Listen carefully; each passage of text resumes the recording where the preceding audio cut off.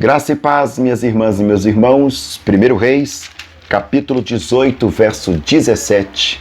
Vamos trabalhar essa figura icônica que é Elias, o profeta perturbador, ou, como nós colocamos no título provocativo aqui, Elias, o perturbador de Israel.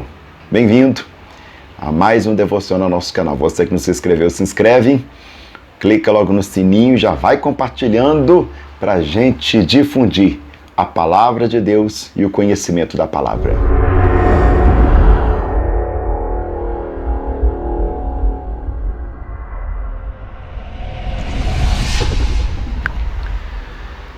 E sucedeu que, vendo Acabe a Elias, disse: És tu o perturbador de Israel?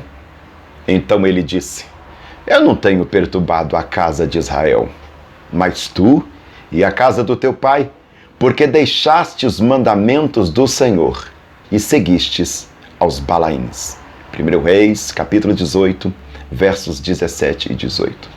A pergunta de Acabe nos deve trazer uma grande reflexão a respeito da postura dos profetas da atualidade. Quem são hoje? Os perturbadores de Israel.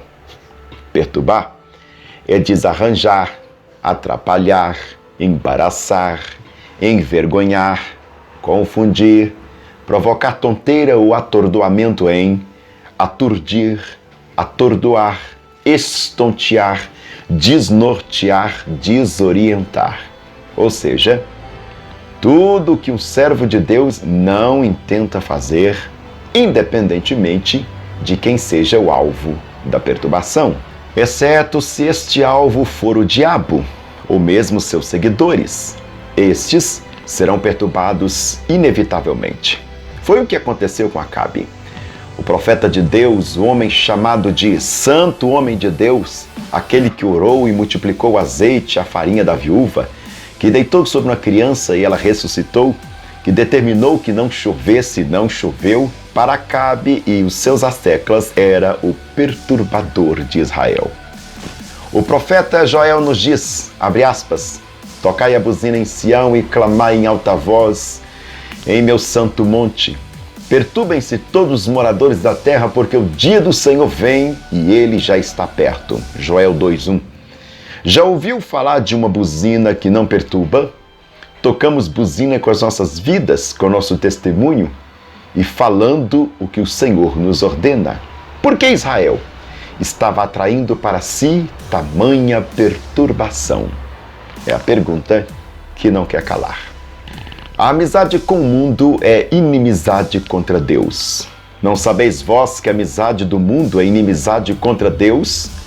Portanto, qualquer que quiser ser amigo do mundo constitui-se inimigo de Deus. Segundo Tiago 4:4.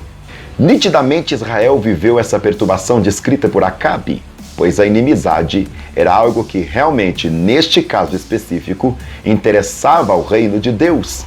A amizade do mundo é inimizade contra Deus. Vejamos que Acabe delimitou bem a sua posição no mundo espiritual quando se dirigiu a Elias, o profeta.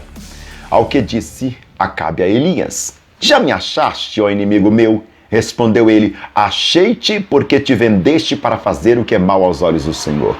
1 Reis, capítulo 21, verso 20. Por que seria Elias, neste momento, além de perturbador, considerado um inimigo meu? Vejamos a história de Nabote e Acabe. Tudo começou por causa de uma vinha. Entenda aqui que se trata de uma propriedade muito valiosa e muito bem localizada, registrado em 1 Reis, capítulo 21, verso 1 ao 4. Nabote tinha uma chácara ao lado do palácio, que era o palácio do verão do rei Acabe, rei de Samaria. O rei Acabe cobiçava a chácara de Nabote. A cobiça sempre gera um espírito destrutivo nas pessoas, e com Acabe não foi diferente. Ele era um homem controlado por suas paixões e emoções. Queria porque queria comprar a vinha. Decidiu que faria uma boa oferta para a vinha. Isto era uma grande tentação. O comprador era o rei, que tinha o poder sobre a vida e a morte. A pressão sobre Nabote era muito grande, contudo, ele não sucumbiu a ela. Nabote se recusou a vender a vinha. Diante dele estavam duas opções: agradar ao rei ou agradar ao Rei dos Reis. Nabote bem sabia que a lei de Israel o proibia. Veja Levítico 25, 23 e também Números 36, do 7 ao 8. Também não se venderá a terra nem perpetuidade, porque a terra é minha, pois vós estáis comigo como estrangeiros e peregrinos. Assim a herança dos filhos de Israel não passará de tribo em tribo, pois os filhos de Israel se apegarão cada um à herança da tribo dos seus pais. E toda filha que possui herança em qualquer tribo dos filhos de Israel se casará com alguém da família da tribo de seu pai, para que os filhos de Israel possuam cada um a herança dos seus pais. Por razões financeiras, a terra poderia ser vendida para um patrício, mas no ano do jubileu, a terra deveria voltar ao seu dono original. O rei Acabe não gostou nada. Ele parece agir como uma criança. Aborreceu-se, indignou-se, deitou-se, virou-se para a parede e fez greve de fome. 1 Reis, capítulo 21, verso 4. Diante de um homem que é fiel a Deus e aos seus princípios, o que fazer? Essa era a pergunta de Jezabel, a grande aliada de Acabe. Gente sem escrúpulos sempre terão aliados sem escrúpulos algum. Decidiram puxar o tapete de Nabote. Verifica lá nos versículos 6 a 16. O plano era uma verdadeira maquinação do mal e vindo da rainha Jezabel. Envolvia a falsificação de documentos, conforme o versículo 8, hipocrisia deliberada em nome da religião, conforme os versículos 9 e 12, suborno, versículos 10 e perjúrio, versículos 10. Observe-se que aqui tudo isso nos parece prática comum, ainda nos dias de hoje. Era por tudo isso que Israel se mostrava perturbado e perseguido. É exatamente aqui que entra Elias, o homem de Deus. Ele, como servo de Deus, recebera a ordem de ir ao encontro de Acabe e fazer-lhe enxergar o mal que cometera. Não há acordo, nem meio termo. O profeta de Deus não poderia deixar de falar do que Deus tinha visto e ouvido. E agora? Acabe responde: inimigo meu. Não há alianças da luz com as trevas. Não pode, nunca poderá ser assim. Sendo, por assim, em tempos de corrupção como hoje, em que o nosso povo procura dar um jeitinho para que as suas falcatruas pareçam corretas, seu comportamento leviano seja aceito ou, ao menos, tolerado. É certo, então, que Elias continuará a ser considerado inimigo de muitos e um perturbador de Israel. Tudo isso por quê? Responde a palavra de Deus. Abre aspas. Virá um tempo em que não suportarão a sã doutrina, mas tendo grande desejo de ouvir coisas agradáveis, ajuntará para si mestres segundo vossos próprios desejos, e não só desviarão os ouvidos da verdade, mas se voltarão às fábulas. 2 Timóteo 4,4. Não é de hoje que os homens estão se tornando resistentes à palavra de Deus. Paulo enfrentou as duras provas à ideia de ser considerado como inimigo de muitos. Assim ele disse, Paulo a Timóteo, abre aspas, Alexandre, o latoeiro, me fez muito mal. O Senhor lhe retribuirá segundo as suas obras. Tu também guarda-te dele, porque resistiu muito às nossas palavras. 2 Timóteo, capítulo 4, verso 14 ao 15. Essa é uma dimensão do ministério dos Elias proféticos, aqui abre e fecha aspas, que muitos não gostam de discutir ou de pensar. A ideia do enfrentamento do mundo espiritual é hoje algo que tem se tornado muito tímido. Os homens parecem fazer o que querem e já não têm encontrado com tanta frequência os profetas de Deus no seu caminho. Precisamos orar, e orar muito para que o nosso Deus continue usando profetas como Elias, que sejam capazes de discernir quando vem a eles a palavra de Deus, que tenham coragem de ir ao encontro dos pecadores para lhe mostrar o caminho errado e o qual estão se enveredando, procurando assim abrir-lhe os olhos para que veja o pecado de tão perto que lhes rodeia. E isso nós não estamos tratando necessariamente do mundo exterior à igreja. Nós estamos falando de uma perspectiva de Israel, ou seja, de povo de Deus. Há falta da profecia dentro da igreja. Lembremos-nos, abre aspas, onde não há profecia, o povo se corrompe. Fecha aspas. Provérbios 29:18.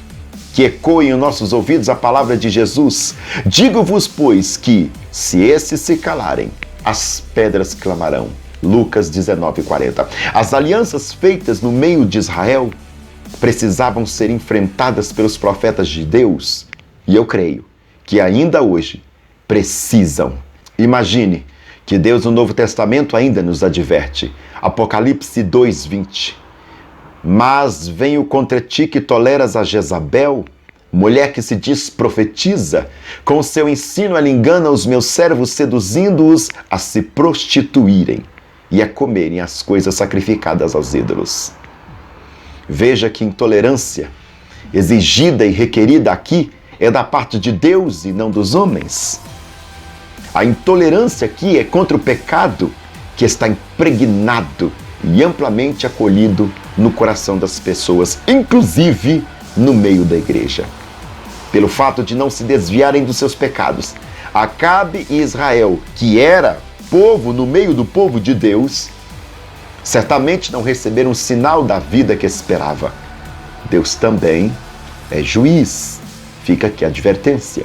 Os que atacam o convite de Deus e se tornam intolerantes ao pecado sempre serão tratados e vistos como perturbadores e até como inimigos de Israel. Curiosamente, a palavra Israel quer dizer o homem que viu Deus. Mas como pode alguém que vê Deus estar no meio do pecado? Como pode alguém que se diz igreja estar em meio ao pecar?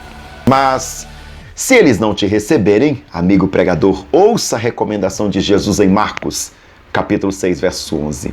E tantos quantos vos não receberam, nem vos ouvirem, saindo dali, sacudi o pó que estiver diante dos vossos pés, em testemunho contra eles. Em verdade vos digo que haverá mais tolerância no dia do juízo para Sodoma e Gomorra do que para os daquela cidade. Paulo recomenda em 2 Timóteo 4, 1-3, eu te encorajo solenemente na presença de Deus e de Jesus Cristo, que há de julgar os vivos e os mortos, por ocasião da sua manifestação pessoal e mediante o seu reino, prega a palavra. Insiste a tempo e fora de tempo, aconselha, repreende e encoraja com toda a paciência e sã doutrina, porque chegará o tempo em que não suportarão o santo ensino. Ao contrário, sentindo coceiras nos ouvidos, reunirão mestres para si mesmos, de acordo com as suas próprias vontades. Queira Deus que o mundo veja em nós perturbadores nos moldes de Elias, o profeta de Deus. O profeta sujeito às mesmas paixões que nós. 2 Tiago, capítulo 5, verso 17.